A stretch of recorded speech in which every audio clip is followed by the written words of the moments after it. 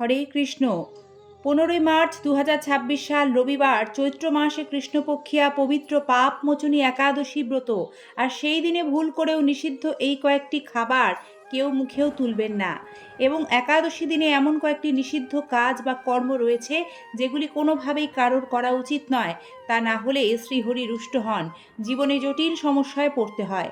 আজকের পর্বে আমরা আপনাদের জানাবো শ্রী পাপমোচনী একাদশী 2026 সালে পালনের সময়সূচি এবং একাদশী পালন করলে কি খাবেন ও খাবেন না, একাদশী দিনে নিষিদ্ধ কর্ম কোনগুলি। আশা রাখি সকলে শ্রীকৃষ্ণ কৃপায় ভালো আছেন।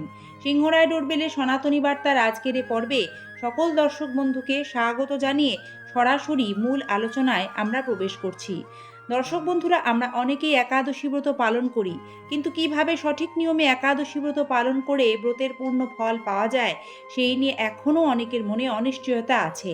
হরিভক্তি বিলাসে উল্লেখ আছে, একাদশী ব্রত উপবাস দিনে যদি বারে বারে জল পান করা হয়, নেশা জাতীয় কোনো রকম খাবার, যেমন ধরুন পান, গুটকা, বিড়ি, সিগারেট, চা, কফি এইগুলি খাওয়া হয়, তাহলে ব্রত ভঙ্গ হয়।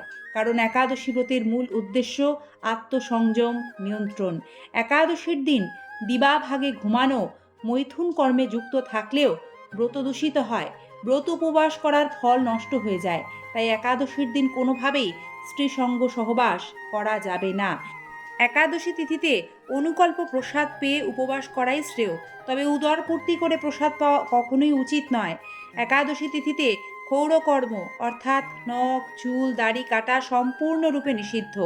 একাদশী তিথিতে রান্নায় সয়াবিন তেল ব্যবহার করা অনুচিত। একাদশীর দিন সরষার তেল, তিল তেল এইগুলিও বর্জন করতে হয়, কারণ এগুলি পঞ্চরবি শস্যের মধ্যে পড়ে। এতে ব্রত সম্পূর্ণ নষ্ট বা ভঙ্গ হয়ে যায়। এর পরিবর্তে শুদ্ধ গাওয়া ঘি বা বাদাম তেল ব্যবহার করে একাদশীর অনুকল্প প্রসাদ রান্না করা যেতে পারে। একাদশী তিথিতে অনেকেই শ্যামা চালের খিচুড়ি খেয়ে থাকেন, তবে এটি কিন্তু ধান বা চাল জাতীয়, সে কারণে শ্যামা চাল গ্রহণ করলে একাদশী ব্রত নষ্ট হয়। তাই একাদশীতে শ্যামা চাল দিয়ে তৈরি কোনো কিছু খাবেন না, এটি একাদশীর দিন বর্জনীয়। পাশাপাশি অনেকে ওটস বা ডালিয়া খেয়ে থাকেন। ওটস জব জাতীয় এবং ডালিয়া গম জাতীয়, যা পঞ্চরবি শস্যের মধ্যেই পড়ে। তাই এইগুলিও একাদশী ব্রতদিনে বর্জন করতে হয়। একাদশী বলতে অনেকেই মনে করেন আটার রুটি খেয়ে থাকা, কিন্তু আটা গম থেকে আসে, সেটিও তো পঞ্চরবি শস্যের মধ্যেই পড়ে। আর যেহেতু পঞ্চরবি শস্য খাওয়া নিষেধ, তাই তার থেকে তৈরি যে কোনো প্রকার খাবারই যদি আমরা একাদশীতে গ্রহণ করি, তাহলে একাদশীর ব্রত ফল সম্পূর্ণ নষ্ট হয়ে যায়।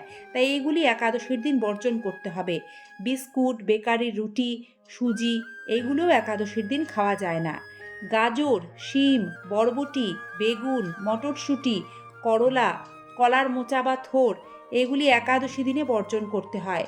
পুঁই শাক, কলমি শাক, সকল প্রকারের শাক একাদশীর দিন নিষিদ্ধ থাকে। রান্নায় 5 ফোড়ন ব্যবহার করতে নেই, কারণ এতে সরিষা থাকে, সরিষা বর্জন করতে হয় একাদশীতে। এই একাদশী ব্রতের দিন ভুল করেও কোনো প্রকারের ডাল গ্রহণ করা যাবে না, কারণ ডাল পঞ্চরবি শস্যের মধ্যেই পড়ে। শুধু ডাল নয়, ডাল থেকে তৈরি যে কোনো প্রকার খাবার একাদশীর দিন বর্জন করতে হয়। দর্শক বন্ধুরা, একাদশীর দিন গায়ে তৈলমর্দন, সাবান, শ্যাম্পু, প্রসাধনী ব্যবহার করতে হয় না। পরনিন্দা, পরচর্চা এইগুলিও একাদশীর দিন একেবারেই করা যাবে না, তাহলে ব্রতের কোনো ফল পাওয়া যায় না। এতে ভগবান হরি রুষ্ট হন। সকল প্রকার পাপ কার্য থেকে বিরত থাকতে হবে। একাদশীর উপবাস কখন সার্থক হয়? যখন শ্রীহরির নাম জপ, শ্রীহরির কথা চিন্তন, হরি কথা শ্রবণ কীর্তনে একাদশীর সম্পূর্ণ দিন অতিবাহিত হয়।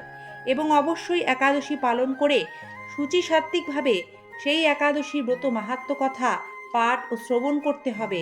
সম্ভব না হলে শুদ্ধ ভগবত ভক্তের শ্রীমুখ হতে, অর্থাৎ যিনি সব নিয়ম পালন করে একাদশী ব্রত করেন, তার মুখ হতে একাদশী ব্রত কথা অবশ্যই শ্রবণ করবেন। তা না হলে কিন্তু একাদশী ব্রত অসম্পূর্ণ থাকে। আর একাদশীর পরদিন পালনের দেওয়া নির্দিষ্ট সময়ের মধ্যে একাদশীর ফল ভগবানের সম্মুখে অর্পণ করবেন। তারপর ভগবানকে তুলসীপত্র সহযোগে পঞ্চরবিশস্য ভোগ আপনার সাধ্যমতো নিবেদন করবেন। একাদশীর পারণ মন্ত্র, যা হলো ওং অজ্ঞানতিমিরান্ধস্য ব্রতেনানেন কেশব প্রসীদ সুমুখ নাথ জ্ঞান দৃষ্টি প্রদ ভব। এ মন্ত্র 3 বার পাঠ করে সে ভোগ কৃষ্ণপ্রসাদ হিসেবে গ্রহণ করে একাদশী ব্রত পূর্ণরূপে সমাপন করবেন। 2026 সালে পাপ মোচনী একাদশীর পারণ সম্পন্ন হবে ইংরাজি 16ই মার্চ সোমবার বাংলাদেশ সময় অনুসারে সকাল 6:39 থেকে সকাল 10:39 মধ্যে, আর ভারতীয় সময় অনুসারে পারণ 16ই মার্চ সোমবার সকাল 5:43 থেকে সকাল 9:43 মধ্যে। শ্রীকৃষ্ণ কৃপায় সকলের মঙ্গল হোক। শুভ পাপ মোচনী একাদশী। ধন্যবাদ সম্পূর্ণ পর্বটি দেখার জন্য।